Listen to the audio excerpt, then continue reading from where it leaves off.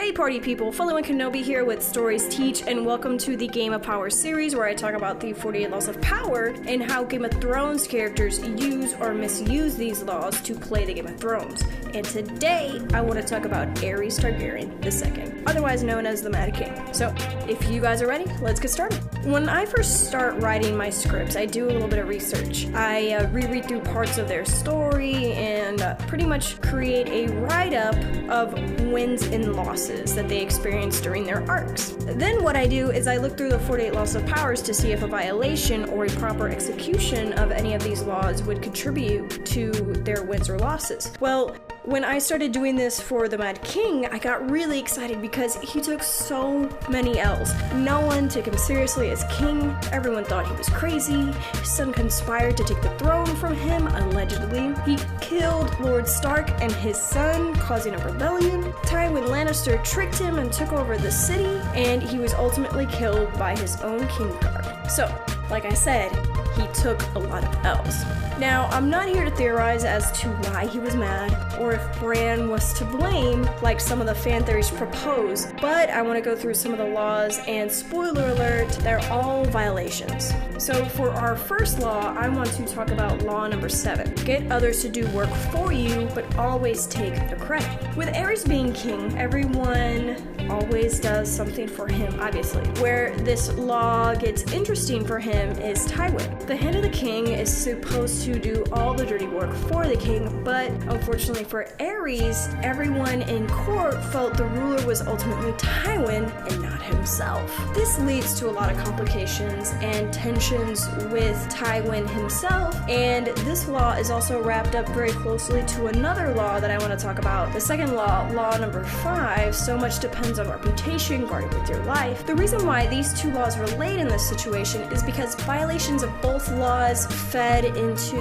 Mad Aerys Targaryen becoming even more mad, even more paranoid, and continuously motivating him to make irrational decisions. So knowing that everyone secretly felt Tywin was the ruler, obviously this made him jealous, spiteful, and he questions Tywin's motives always. And this ultimately drove Tywin out of King's Landing and back to Castle Rock, which started a few cascades of really, really bad events for Aerys because Tywin wasn't there to clean up Aerys' mess. So of course, all of this causes Aerys to travel down a very slippery slope, always being paranoid and making very brash and irrational decisions, and this specifically justified Robert's rebellion even more because they could make the argument that Aerys II was just not fit to rule. Now, when you have this kind of reputation as a ruler, you don't tend to stay on the throne for that much longer. Even his son, Prince Rhaegar, was said to have been conspiring against his own father to take the throne so that he could bring stability to the realm.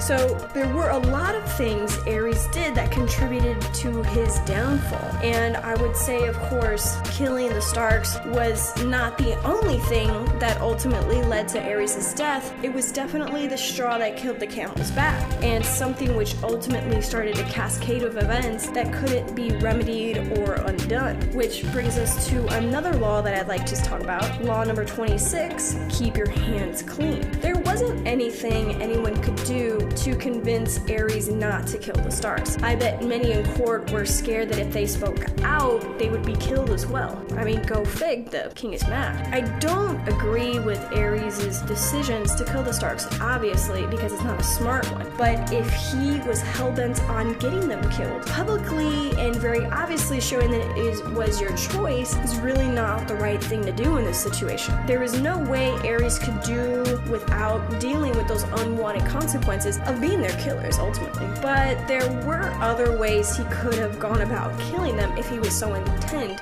on getting them killed. Maybe he could have hired an assassin, a faceless man, or maybe put them in a situation where their deaths just looked like an accident. Something similar to what Cersei did with Robert.